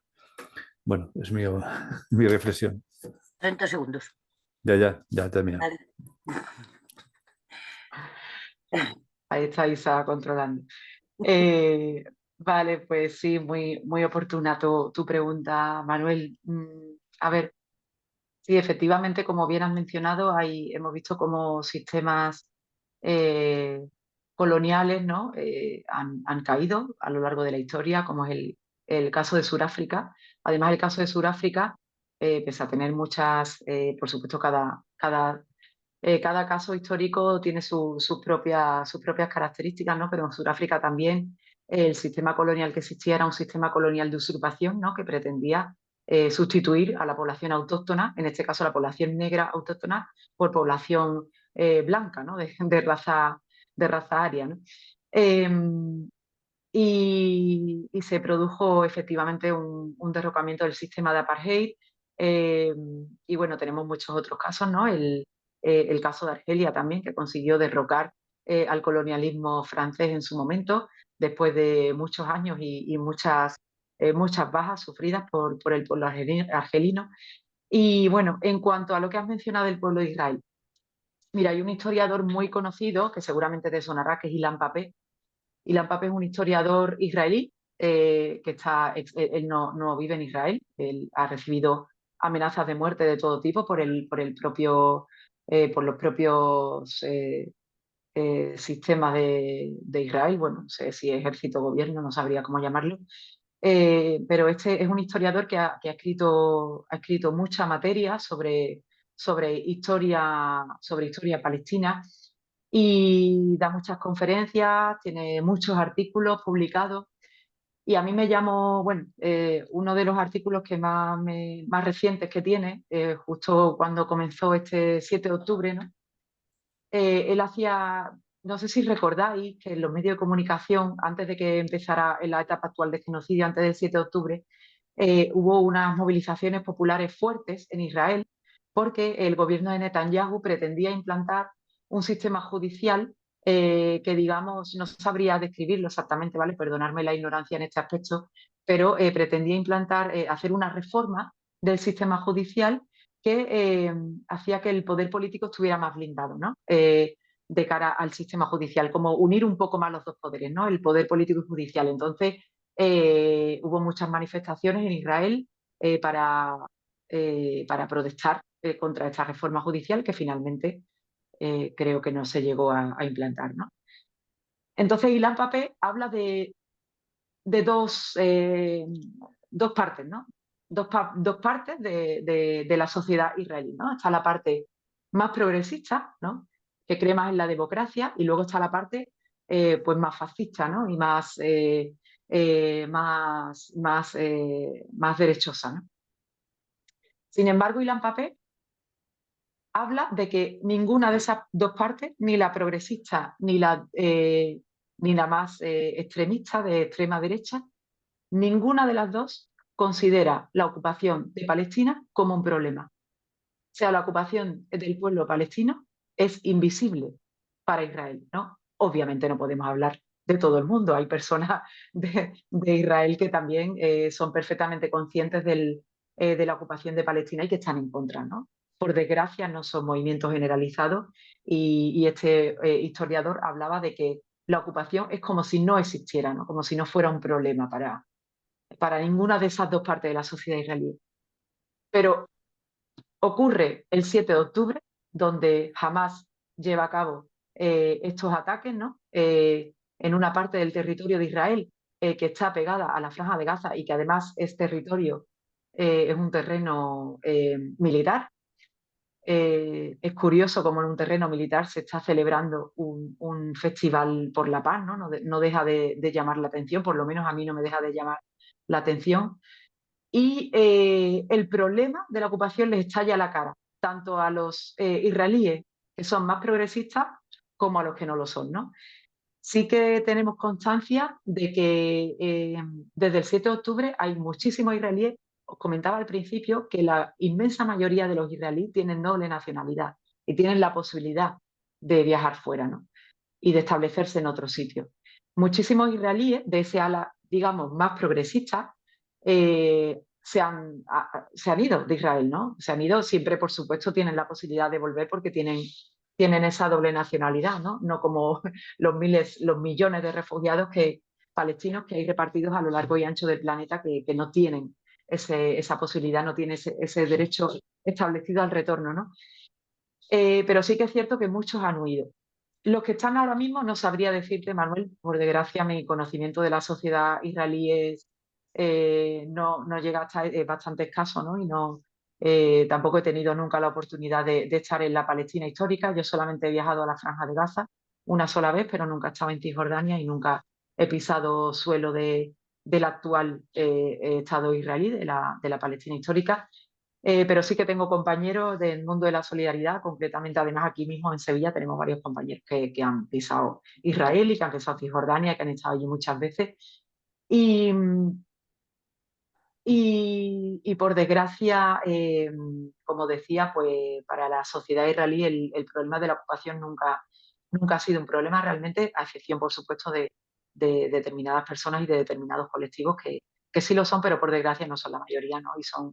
Y son elementos residuales de la sociedad israelí que están en contra del sionismo. También es un poco contradictorio, ¿no? Quizás formar parte de un sistema sionista, ¿no? Porque tú en el momento en que vives en Israel, que es un sistema colonial, es un Estado colonial, estás formando parte, ¿no?, de ese sistema colonial, pero al mismo tiempo estás en contra del sionismo, ¿no? Y entonces, efectivamente, la solución ideal sería un solo Estado, como bien has mencionado, Manuel, y esto me sirve muy bien para introducir la cuestión de los dos Estados, un solo Estado democrático, libre, con iguales derechos para todos, absolutamente para todos, independientemente de la etnia y de la religión y de la condición social y de la condición política, ¿no? Un solo Estado en el que quepan todas las personas y quienes todavía se consideren sionistas, por supuesto, no van a caber en ese Estado, ¿no? Porque es un Estado democrático y en un Estado democrático no cabe la ideología sionista porque el sionismo es de todo menos democrático, ¿no? Pero efectivamente la solución sería esa, ¿no? La vamos a ver, la veremos algún día, lo que no sé cuándo, pero la veremos algún día. A mí no me cabe ninguna duda de eso, ¿no? Todo el mundo piensa que no, que es imposible, que es una quimera, pero bueno, es que la historia es lenta, ¿no? Y los recorridos históricos son lentos y a lo mejor no lo veo yo, pero sí lo ven mis hijos, ¿no? No lo sé. O quizás lo vean mis nietos, o quizás sí lo vea yo con mis propios ojos, ¿no? Ojalá que sí. Pero sí, efectivamente habrá personas dentro de la sociedad israelí, por supuesto que las habrá, que están en contra de lo que está haciendo Netanyahu. Sin embargo, también tengo que señalar que hemos visto muchas movilizaciones populares en Israel en favor de liberar los rehenes que están todavía retenidos por Hamás para ese hipotético intercambio de prisioneros, porque esos rehenes israelíes están retenidos precisamente para que la resistencia palestina los pueda intercambiar por presos palestinos. No olvidemos que en las cárceles de Israel actualmente hay más de 10.000 presos palestinos de toda condición social, de edad, cualquier persona presa, o sea, cualquier persona palestina, incluso menores de edad, incluso niños, pueden ser encarcelados por Israel. Y os decía esto a colación de eso, de que las movilizaciones populares últimas que hemos visto en Israel es para pedir a Netanyahu, para forzar a Netanyahu a que llegue a un acuerdo con la resistencia palestina para poder liberar a esos rehenes, ¿no? Si la resistencia palestina no tuviera esos rehenes, no sé yo hasta qué punto, y me temo mucho que por desgracia la sociedad israelí no se habría movilizado en los términos en los que lo ha hecho, ¿no? Pero bueno, ya sea para bien o para mal, es cierto que hay una gran parte de la sociedad de Israel que está en contra del Ejecutivo actual, ¿no? Pero no tenemos que olvidar que el problema no es Netanyahu. Netanyahu efectivamente es un genocida, que es uno de los mayores genocidas que haya podido conocer la historia mundial, pero el problema no es Netanyahu, el problema es el sionismo que está establecido en Israel, ¿no? El propio sistema, las propias instituciones israelíes sionistas, ¿no? Entonces no tenemos que perder esto de vista, ¿no? Y no sé si me dejo algo. Bueno, sí, lo que comentaba del Estado palestino, efectivamente la solución de los dos estados yo creo que es una solución que cada vez menos gente se cree, es una solución que está caduca, sencillamente por una razón, porque no es posible convivir con un Estado racista y supremacista, es imposible, eso en primer lugar, y en segundo lugar, porque es injusto, porque la coexistencia de esos dos estados no permitiría a los millones de refugiados y refugiadas palestinas que hay en el mundo volver a sus ciudades y a sus pueblos natales. Y en tercer lugar, porque si basta con observar un simple mapa de lo que es actualmente Palestina e Israel y vemos cómo es absolutamente imposible que como está configurada Palestina a día de hoy, que son dos territorios que están separados geográficamente entre sí y además Cisjordania está absolutamente fragmentada por el muro de la vergüenza y por los cientos de asentamientos de colonias ilegales de sionistas que están implantados en distintos lugares de Cisjordania. Es absolutamente imposible la solución de dos estados y yo creo que cada vez hay más personas que piensan que es una solución caduca y que no es posible, es absolutamente inviable. Gracias, Ausan. Bien, antes de nada, antes de dar repaso a Cristina, el compañero Manuel Alonso pone muy interesante. Me está ayudando a situarlo en un contexto más amplio. Gracias a Sausan y a la voz de las plataformas. Siento dejaros. Me voy a una concentración por la muerte de 2 trabajadores en accidente laboral. Un abrazo. Lo siento, Manuel. Cristina. Sí, en primer lugar, quería dar las gracias a Sausan y también pedir disculpas porque me he tenido que incorporar un poco más tarde por temas también familiares, ¿no? Entonces no sé muy bien si ha comentado algo del Tribunal Penal Internacional y Netanyahu, a ver qué considera ella que significa esto, si puede de alguna forma cambiar algo.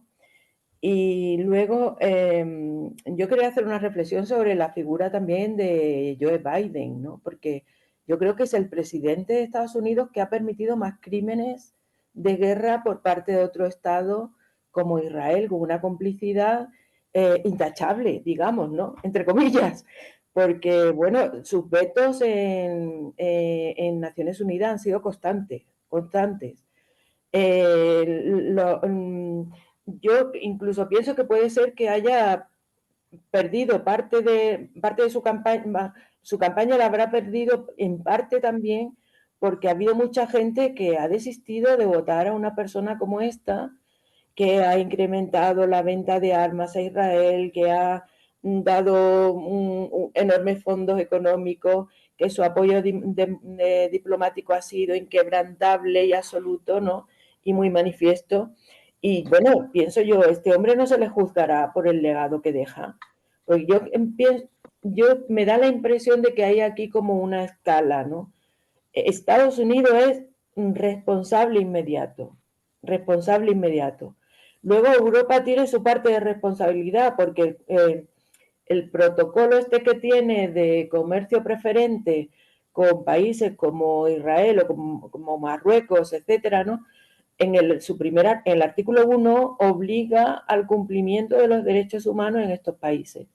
Durante años se ha pedido que cancelen este protocolo, que lo congelen.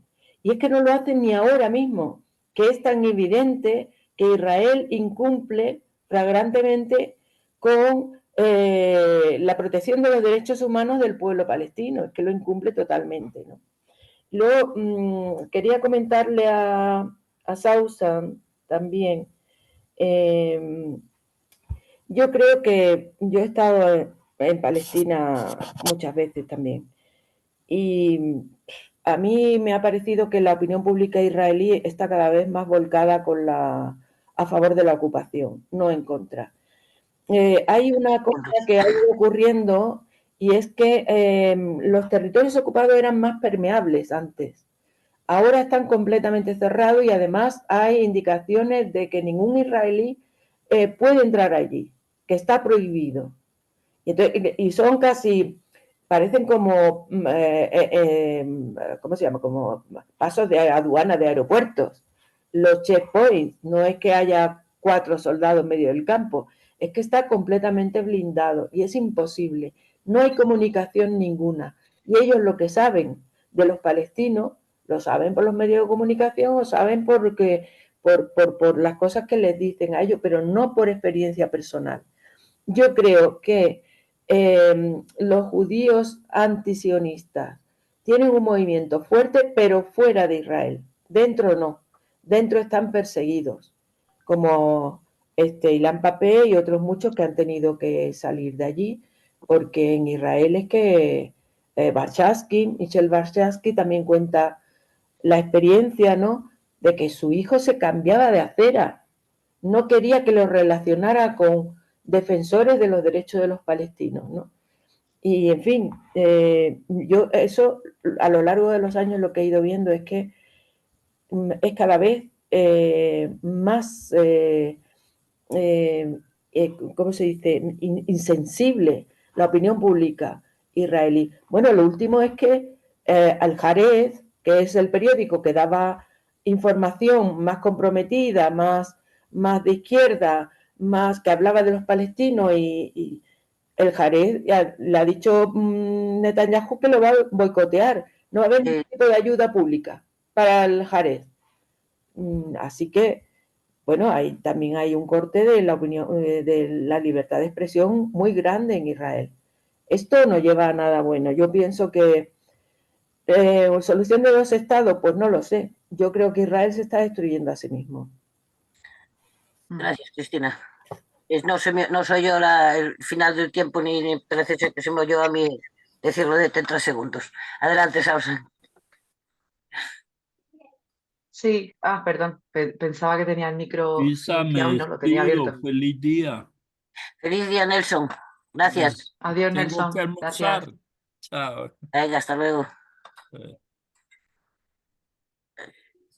Sí, bueno, la intervención de Cristina también es muy, muy oportuna, ¿no? Porque yo también coincido en que, entre otras cuestiones, el batacazo, ¿no?, que se ha pegado el Partido Demócrata en Estados Unidos. Quiero pensar que uno de los motivos por los que ha pegado ese batacazo es la cantidad de impuestos, ¿no?, de los estadounidenses y las estadounidenses que ha destinado a financiar el genocidio, ¿no? Evidentemente, si no fuera por este apoyo armamentístico y económico de los Estados Unidos, que ha destinado miles de millones de dólares a financiar el genocidio, Israel, por supuesto, no estaría lo que está haciendo, ¿no? Entonces, a mí me gustaría pensar que uno de los motivos de ese batacazo de Biden ha sido ese, ¿no? El haber destinado tantísimos impuestos de los ciudadanos y las ciudadanas estadounidenses a financiar el genocidio y a financiar Israel. No olvidemos que, a pesar de que en Estados Unidos el movimiento sionista es muy potente, también tenemos que pensar que en Estados Unidos el movimiento antisionista también lo es. Es muy potente los poderes fácticos sionistas, pero también son muy potentes los movimientos antisionistas. Y en Washington, en Nueva York, en ciudades tan importantes, se han dado movilizaciones multitudinarias, realmente multitudinarias, y es en las universidades estadounidenses, como he comentado antes, donde se han originado esas acampadas universitarias que luego se han extendido a lo largo y ancho del planeta, ¿no? ¿Biden será juzgado? Pues me temo que no va a ser juzgado, pero al igual que no ha sido juzgado ningún presidente estadounidense que ha perpetrado y que ha apoyado y sostenido financieramente tantísimas masacres a lo largo de la historia, ¿no? Podemos pensar en Libia, en Siria, en Irak, en todos los países latinoamericanos que ha sido siempre considerado como el patio trasero de Estados Unidos. sea, si ningún presidente norteamericano ha sido juzgado por ninguna de esas razones hasta ahora, me temo muy mucho que Biden tampoco lo va a ser, ¿no?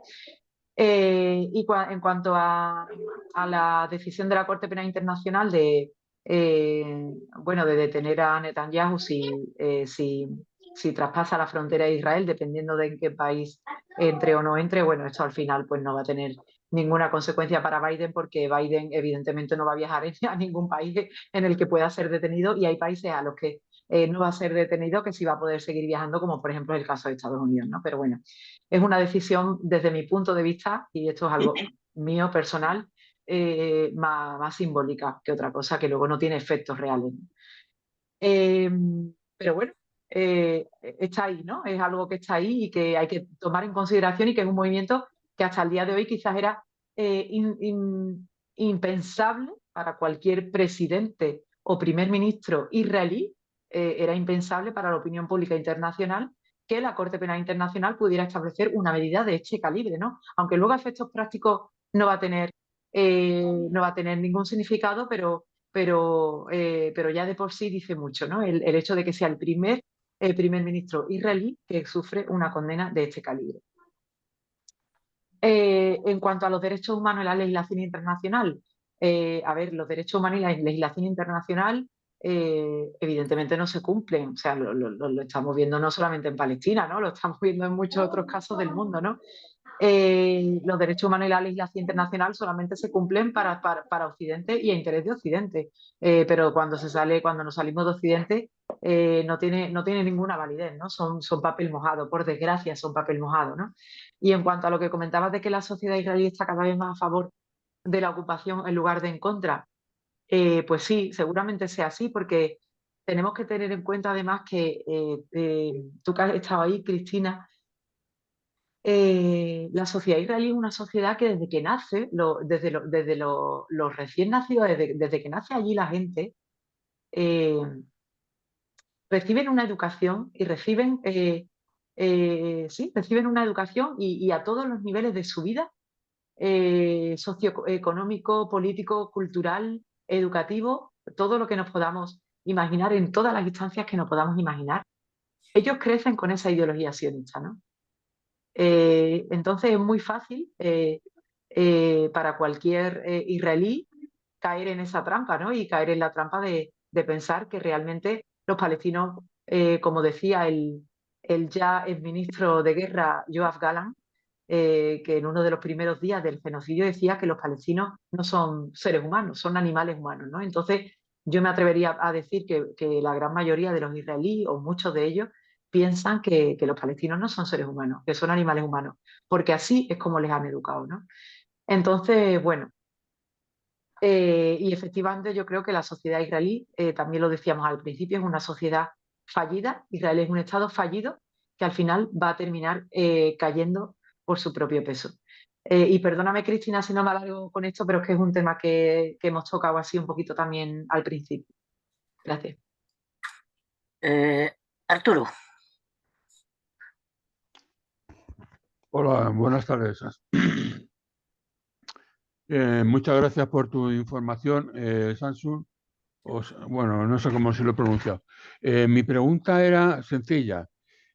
¿Son lo mismo la OLP y Hamas?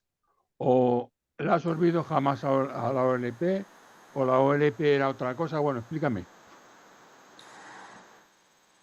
Sí, bueno, mi nombre se pronuncia Sausan, tal y como se escribe. No tiene, aunque Bueno, parezca muy complicado, pero no lo es. no, No lo está. posiblemente hayan sido los nervios al ponerme No te a leer preocupes, y al no te pronunciar. preocupes, no te preocupes, no pasa nada. Vale, mira, la OLP era, porque la OLP ya no existe, ¿vale? La OLP fue dilapidada por esos acuerdos de Oslo que se firmaron en el año 94. La OLP era como una gran organización, ¿vale? Se llamaba Organización para la Liberación de Palestina, y era como un paraguas, ¿vale? Que aglutinaba a todo tipo de instituciones palestinas, partidos políticos, y cualquier tipo de movimiento de la sociedad civil palestina, ¿vale? A todo, absolutamente todo. la OLP se extinguió en el año 1994 con la firma de estos acuerdos de Oslo y lo que se creó fue la Autoridad Nacional Palestina. La Autoridad Nacional Palestina es lo que existe actualmente en Palestina, ¿vale? ¿Qué es lo que pasa? Que la autoridad, bueno, jamás, ahora mismo perdóname porque la pregunta me ha pillado un poquito desprevenida y yo creo que sí que jamás también formaba parte de esa OLP, pero tendría que buscarlo, ¿vale? Tendría que buscar si realmente jamás se configuró sin entrar dentro de ese paraguas que conformaba la OLP o estaba fuera del paraguas. Lo tendría que mirar, ¿vale, Arturo? Discúlpame porque ahora mismo no sé responderte a si estaba dentro o fuera de la OLP. Yo diría que estaba dentro porque la OLP aglutinaba todo eso. La Autoridad Nacional Palestina que se creó con los acuerdos de Oslo, que es lo que existe hoy en día, ¿no? Que está ahora mismo pues, dominado por Fatah, por el partido Fatah. No, y voy a pedir la palabra ahora. Hay un micro por ahí encendido, no sé de quién será, creo que es Petri. Petri tiene el micro encendido, por si lo puede apagar. Como decía, sí, gracias. Como decía, la Autoridad Nacional Palestina es la que gobierna ahora mismo en Cisjordania, ¿no? Con Mahmoud Abbas a la cabeza. Y en Cisjordania quien gobierna en estos momentos es el partido Fatah. Y quien gobierna en la Franja de Gaza es Hamas, ¿vale? Entre Fatah y Hamas hay una lucha interna muy grande, intrapartidaria, ¿vale? Persiguen unos postulados completamente distintos. Fatah comenzó, y tampoco me quiero meter mucho en este terreno porque tampoco soy muy conocedora, pero de lo poco que conozco sí puedo decir que Fatah se originó como un partido palestino que también perseguía la liberación nacional. A día de hoy Fatah es algo muy diferente a lo que era entonces. Bueno, tenemos muchos ejemplos de esto también aquí en España, ¿no? Con el PSOE. El PSOE que conocemos hoy en día no tiene nada que ver con el PSOE que se creó en su día, ¿no? Por ejemplo, ¿no? Por hacer una analogía, ¿no? Pues eso mismo ha ocurrido con Fatah, ¿vale? Fatah surgió como un partido que buscaba, que tenía como estrategia o como proyecto, mejor dicho, un proyecto de liberación nacional, pero a día de hoy Fatah, por desgracia, ya no es eso, ¿vale? Por supuesto, hay partes de la militancia de Fatah, incluso Fatah continúa teniendo en la Franja de Gaza un brazo armado, ¿vale? Que está colaborando, al igual que el resto de resistencias armadas que conforman los distintos partidos políticos dentro de la Franja de Gaza. Hay un brazo de resistencia armada que pertenece a Fatah, pero está, digamos, es como un sector crítico, está un poco desvinculado del partido oficialista, ¿vale? Y Mahmoud Abbas es un personaje que está muy denigrado y muy criticado por la gran mayoría de los palestinos y las palestinas porque a día de hoy la Autoridad Nacional Palestina no defiende los intereses de los palestinos. La Autoridad Nacional Palestina, que son estómagos agradecidos, y perdonadme que utilice esta expresión, pero es la pura verdad, son estómagos agradecidos que obedecen a los intereses de Israel. Y lo digo así, y seguramente muchos palestinos y muchas palestinas no estarán de acuerdo con este posicionamiento que yo estoy expresando aquí y ahora, pero hay muchos otros, y concretamente uno de los movimientos a los que pertenezco, que es el movimiento Ruta Alternativa Masar Badil, estamos completamente en contra de las políticas de estómagos agradecidos de la Autoridad Nacional Palestina, porque no están defendiendo los intereses de Palestina, es más, están obedeciendo a los intereses de Israel, ¿no? Pero bueno, esto es un poco por contestar a la pregunta de Arturo de qué era aquello de la OLP, ¿no? La OLP tuvo una significancia muy importante en su momento, por lo que decía, porque aglutinaba todo, ¿no? A partidos islamistas, a partidos comunistas, más de izquierda, más de derecha, a muchísimos movimientos de la sociedad civil, a muchísimos movimientos y comités populares de mujeres, que había también aproximadamente 200 comités populares de mujeres que estaban perfectamente organizadas en Palestina, y todo eso fue dilapidado por los acuerdos de paz de Oslo. Bien, dada la hora que es que nos estamos acercando ya a las 8, Tenemos 2 palabras pedidas, entonces no, por favor, no pidáis más palabras, ¿vale? Porque si no, Sausa no va a querer volver otro día, entonces pues... Olga Castrillo. Hacer esta pregunta siempre me resulta muy difícil. En parte la has contestado porque yo iba a preguntar quién gobierna en Palestina, si es que gobierna alguien, ¿no? Y me da la impresión de que no gobierna nadie, que lo que se ejerce es la resistencia y lo otro, pues no lo sé, pero me imagino que tendrán algunas políticas que hacer, incluida la demográfica, que a mí siempre me preocupa mucho y que para mí enlaza con la posibilidad de hacer un solo Estado. Porque en un solo Estado, aunque haya igualdad de derechos para todas las personas o no, los Estados son muy amigos de hacer políticas demográficas a costa de las mujeres, por supuesto, fundamentalmente, controlando o no la anticoncepción, los abortos y demás, que no sé cómo está ahora mismo en Palestina. Y, y el que haya un Estado único, si se producen políticas demográficas que no coinciden con las respectivas religiones, que no lo sé si coinciden o no, creo que eso es un conflicto grande, porque cada grupo interesado trata de que nazcan más y más y más criaturas, aunque a veces no se sepa muy bien para qué. Pero eso es universal y ha pasado en todos los países y pasa incluso entre los grupos revolucionarios. Yo me acuerdo de joven que se lo oí a una mujer que pertenecía a un grupo antifranquista y quería tener hijos para que lucharan contra Franco, lo cual a mí, vamos, me hacía morir de pánico, ¿no? Entonces veo esa dificultad en la creación de un Estado único, aunque me parece que sería lo razonable, ¿no? Y luego que, como has citado, los hermanos musulmanes, que siempre están muy prestos a conceder ayuda en revoluciones que luego fracasan, no se convierten como en la iraní, en absolutos estados genocidas con las mujeres, pues querrías que me dijeras algo sobre esa situación. Aunque mi pregunta ha sido muy vaga, si no la puedes contestar, pues no pasa nada. Gracias, muchas gracias. No, sí, claro que la puedo contestar, Olga. Muchas gracias por la pregunta. Voy a empezar por el principio, ¿vale? Cuando has preguntado quién gobierna en Palestina, ¿no gobierna nadie? No, hombre, claro que sí gobierna. Gente, bueno, lo he explicado, ¿no? En Cisjordania quien gobierna es Fatah, que está al frente de la Autoridad Nacional Palestina, pero realmente no gobierna para los palestinos, como he explicado desde mi punto de vista, gobierna para los intereses israelíes.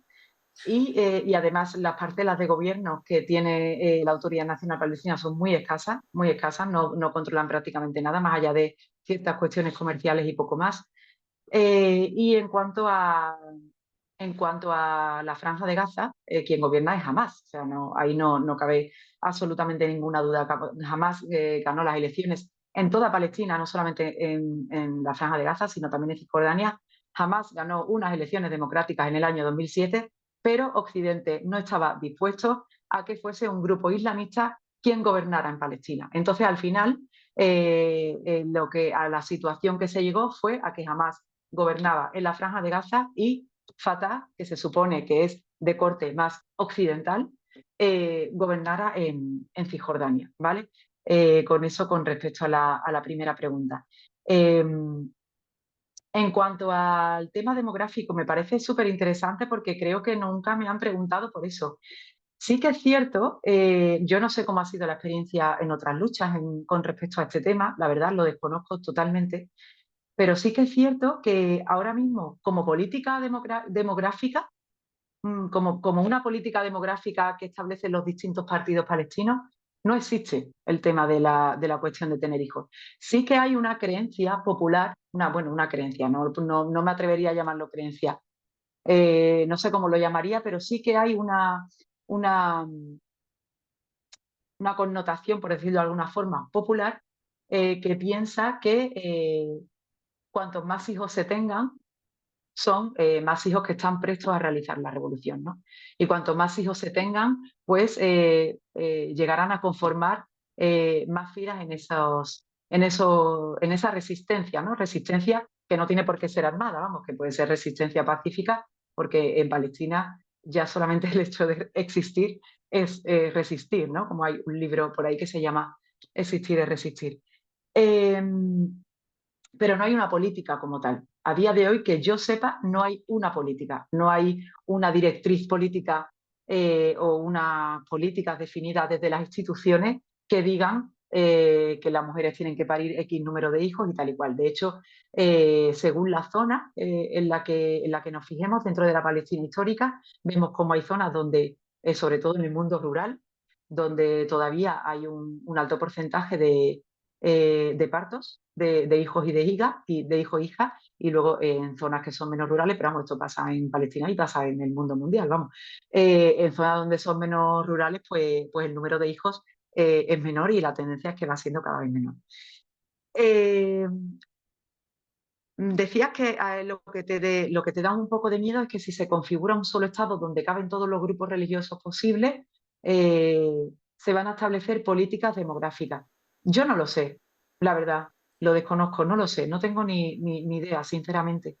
Lo que sí sé es que en Palestina, antes de que se implantara, antes de que se creara el Estado de Israel, Palestina ha sido un territorio en el que de forma milenaria han convivido los tres grupos religiosos monoteístas, ¿no?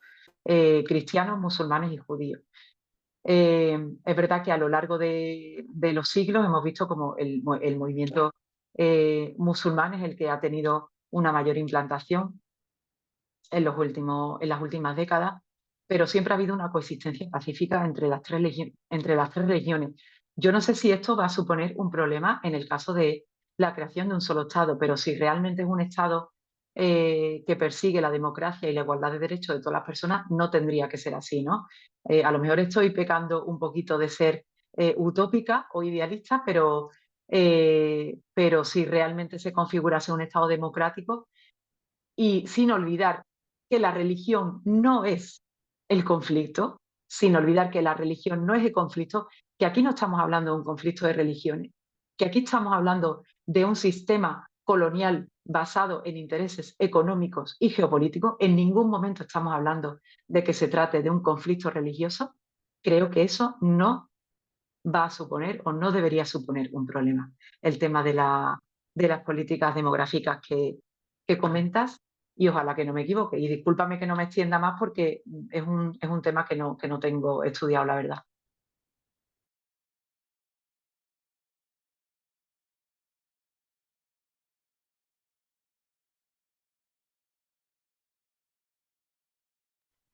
Isa, tienes cerrado el micrófono. Ah, perdón. Petri, adelante. Vale, buenas noches, compañeras y compañeros. Lo primero, pediros disculpas por el fallo de mi micrófono y agradecer a Sansa su exposición y toda la cantidad de información que nos ha dado y bueno, que muchísimas gracias y felicitarte. Y dar las gracias también a la de las plataformas. Y ahora yo quisiera plantear la venta de armas de España a Israel.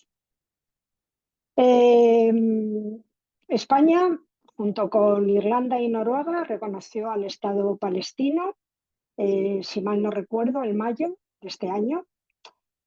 Desde el 7 de octubre del 2023 anunció la suspensión temporal de venta de armas a Israel y, curiosamente, según los datos publicados por la Secretaría de Estado de Comercio desde octubre de 2023, se han exportado a Israel al menos 1.100 millones de euros en armas y municiones, principalmente en noviembre del 2023. Mi pregunta es, que no sé si estarás informada, si España sigue vendiendo armas a Israel, porque creo que aquí hay una doble moral y no sé si siguen, porque en noviembre de 2023 ya estaba la guerra en Palestina y ya se estaban pronunciando parte del gobierno en contra de esa guerra. Entonces, bueno, a ver si tú me puedes dar alguna información al respecto. Y creo que esto hay que pararlo, vamos, de alguna manera, y que me sorprende mucho el silencio de Europa, de muchos países y del mundo entero, que es que somos todos cómplices. Y nada más. Muchas gracias. De nada, Petri, muchas gracias por tu pregunta. Mira, sí, efectivamente, en noviembre, al poco de comenzar la etapa actual de genocidio, el ministro de Exteriores Álvarez anunció que España había suspendido la venta de armamento a Israel. Pero luego se descubrió que era mentira. Se Ajá. descubrió que era mentira porque los contratos que estaban ya cerrados, los contratos que estaban cerrados previos al 7 de octubre, que no sé ahora mismo, no sabría decirte de qué cantidad de miles o de millones de euros estamos hablando, la verdad, pero bueno, esa es una información que ahora te voy a decir dónde la puedes buscar. Esos contratos que ya estaban cerrados se han seguido ejecutando, ¿vale? Ajá. O sea, la venta de armamento ha tenido siguiendo lugar. Es cierto, hasta donde yo sé, es cierto que no se han celebrado nuevos contratos, ¿vale? Pero los contratos que ya estaban cerrados se han seguido ejecutando y se han seguido vendiendo cantidades bestiales en cuanto económicamente hablando de armamento a Israel. De hecho, si no recuerdo mal, España, si no es el primero, es el segundo exportador de armamento dentro de la Unión Europea, el segundo más grande dentro de la Unión Europea que exporta armas a Israel. Mira, nosotros, bueno, el Movimiento de Mujeres Palestinas Al-Karama, al que yo pertenezco, no forma parte de la RESCOP. La RESCOP es una red estatal de solidaridad contra la ocupación de Palestina que está haciendo una campaña precisamente muy fuerte con este tema, pero bueno, más o menos conozco el asunto porque la plataforma de solidaridad con Palestina en Sevilla, a la que también pertenezco, sí forma parte de la RESCOP, ¿no? Entonces sí, estoy al tanto de las campañas que se hacen y demás. Y si buscas la información en la web de la RESCOP, RESCOP se escribe Red de Solidaridad contra la Ocupación de Palestina, Red Estatal de Solidaridad contra la Ocupación de Palestina, es el nombre completo, y por sus siglas RESCOP, ¿vale? Si buscas ahí vas a tener información muy concreta de todo este tema de la venta de armamento, porque se está haciendo una campaña muy importante con el tema del embargo de armas por parte del Estado español a Israel. Pero hasta donde yo sé, sí te digo que los contratos que estaban cerrados se han seguido ejecutando y que los que después del 7 de octubre pues no se han celebrado más contratos, ¿vale? Pero más allá de la venta de armamento, las posiciones de la RESCOP y de todas las plataformas que forman parte de la misma, con todas las movilizaciones que se están haciendo, es no solamente cortar o imponer el embargo de armas a Israel, sino también cortar cualquier tipo de relación, no solamente comercial de armas, sino diplomáticas, educativas, deportivas, etcétera, etcétera, ¿no? Entonces, pues en esas estamos. Eso es lo que le estamos exigiendo al gobierno español dentro de las distintas colectivos que conforman la RESCOP, ¿no? Y bueno, ya disculparme porque queda un minuto para que sean las 8, si me lo permite la moderadora.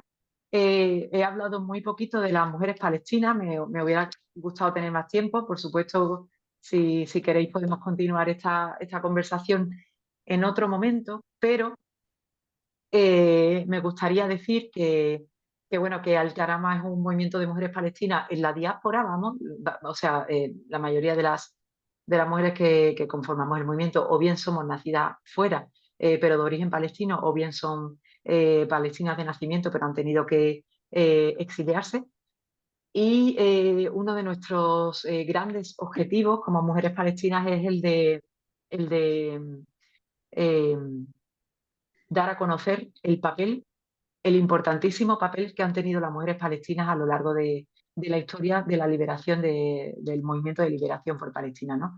La lucha por la liberación de Palestina no se puede entender sin el protagonismo y sin el pionerismo que las mujeres palestinas han tenido a lo largo de dicho movimiento, ¿no? Entonces, pues nos gustaría también desde Al-Karama dar a conocer esto que es tan desconocido aquí en Occidente, por todos los movimientos, no solamente por los movimientos de solidaridad en general, sino incluso muchas veces por parte de los propios movimientos feministas. Nuestro trabajo es dar a conocer ese importante papel que tienen las mujeres palestinas en todas estas décadas de lucha y, por supuesto, echar por tierra esa imagen. Un momentito, ya estoy terminando, ¿vale? Echar por tierra esa imagen que pretenden construir los grandes medios de comunicación occidentales de una mujer palestina sumisa y relegada al ámbito privado, ¿vale?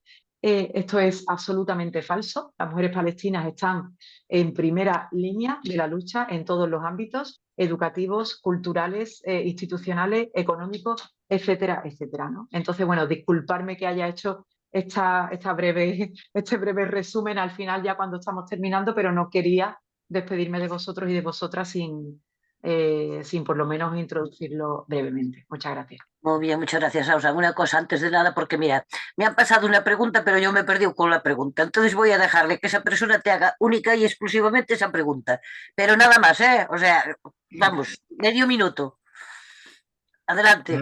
Simplemente, ¿qué tendencia tendría Gaza en el aspecto religioso islamista? Porque haces mención a una Palestina islamista, pero ¿qué tendencia? ¿Suní o chiita? Perdona, la primera parte de la pregunta me la he perdido. ¿Me has dicho que cuál es la tendencia de quién? Del pueblo palestino en la cuestión religiosa del Islam. Pues no lo sé, lo desconozco. Perdóname, pero no te puedo responder. Porque si no soy nada conocedora del Islam, yo soy atea. Entonces no te puedo informar porque lo desconozco. Vamos, que si lo conociera, por supuesto te lo diría. Creo, ¿vale? Totalmente desde la ignorancia te lo digo, creo que la mayoría es chií, pero no lo sé. Es que no es relevante. O sea, para nosotros, para los palestinos y las palestinas, que estamos en lucha contra el sionismo, eso no es relevante. Porque, insisto, esto no es una cuestión religiosa, es una cuestión de poderes, de intereses imperialistas y de intereses capitalistas. Que, por supuesto, los intereses imperialistas y capitalistas juegan con esto, ¿no? Con estas luchas internas religiosas. Pero para el pueblo palestino, para la resistencia palestina, me atrevería a decir que esto es absolutamente irrelevante. Si fuera relevante, te aseguro que yo lo sabría. Y lo siento de verdad que no te puedo responder, no lo sé. Lo siento, de verdad que lo siento. Pero insisto, no es una cuestión religiosa y no es relevante. Muy bien, muchísimas gracias, Ausan. Yo creo que le debemos dar otro aplauso muy grande porque, vamos, ha estado fantástica. Sausan, tienes las puertas siempre abiertas del grupo de la voz de las plataformas. Aquí te esperaremos siempre con los brazos abiertos cada vez que quieras venir. ¿Vale? O sea, que sepas Muchísimas que gracias. volver, claro. Muchísimas gracias cuando queráis, Isa. Siempre, vamos, nuestro deber como palestinas es prestar nuestra voz allí donde nos llaman y por supuesto estaré encantada de volver a estar con vosotros y con vosotras. Y gracias a todas las personas que han estado escuchando y por supuesto a quienes han hecho las preguntas que han sido verdaderamente enriquecedoras. Muchas gracias. Ahora le doy el paso al compañero Manuel para que haga el cierre, ¿vale? Adelante, Manuel. Bueno, pues nada, reiterar el agradecimiento. Creo que hemos aprendido mucho, que nos han abierto las mentes a este origen del colonialismo del pueblo palestino y por supuesto que nuestros deseos es un estado laico, democrático, abierto a todas las personas, un estado único de Palestina. Y bueno, pues vamos a continuar. El próximo viernes es el 6, que es fiesta, entonces no va a haber videoconferencias. Pasamos al 13 y ya el 13 cambiamos un poco. Hasta ahora había sido el ciclo por la mujer, contra la violencia contra la mujer y ahora pues pasamos ya, el 13 va a ser un histórico del movimiento pensionista, Domiciano Sandoval, que nos va a hablar un poco de cómo se formó el movimiento, cuáles son los orígenes y cuál es el presente y sobre todo el futuro, ¿no? de este movimiento pensionista al que pertenecemos, que luchamos por lo público, por derechos humanos, etcétera, etcétera, y ahí estaremos. Así que Manuel, os esperamos. ¿me permites no sé qué, una pregunta? Ya verás, es que veo que Sausal no ha tocado en profundidad el tema y el protagonismo de la mujer en Palestina. ¿Crees, Sausal, que en un momento determinado hay contenido para que nos des una conferencia sobre la participación de la mujer en todo este proceso? Sí, por supuesto, cuando queráis. Vale. Cuando queráis podemos hacer una conferencia porque monotemática sobre este tema. Por te has eso quedado un decía yo que 10%. tenía que volver. Sí, Cuando queráis, de verdad. Pues Encantada bueno, Te has de quedado a un 10%, te has hacerlo. quedado a un 10%. Sí, Vale, porque pues- claro, como me pidieron que hablara de todo el conflicto y la verdad es que en una sola charla no da tiempo a hablar de Vale. todo Es el imposible. ¿no? Entonces, Pues si estaremos queréis en- dejamos el tema Sí. de la mujer palestina, lo tratamos en otra conferencia cuando queráis, Sí. ¿vale? Y además, Claro, de acuerdo. los niños, se tocaría eso, de acuerdo. Muchas gracias. Gracias, compañeros. Pues ya, pues nada, pues entonces, Susan, te esperamos, ya te miremos a ver las agendas como las tienes y pues si puedes, si algún viernes, pues estaría estupendo que nos informaras sobre la situación de los movimientos que tú has hablado, ¿no? De los comités de mujeres, etcétera, etcétera, y su participación y su papel primordial, ¿no? En la resistencia y en la lucha por Palestina libre. Bueno, pues nada más y nada, un abrazo. Muchas gracias. Muchas gracias. Muchas gracias a Un vosotros y a besazo. vosotras. Un besazo, Sausa. Besazo, Sausan. Gracias. Gracias. Gracias.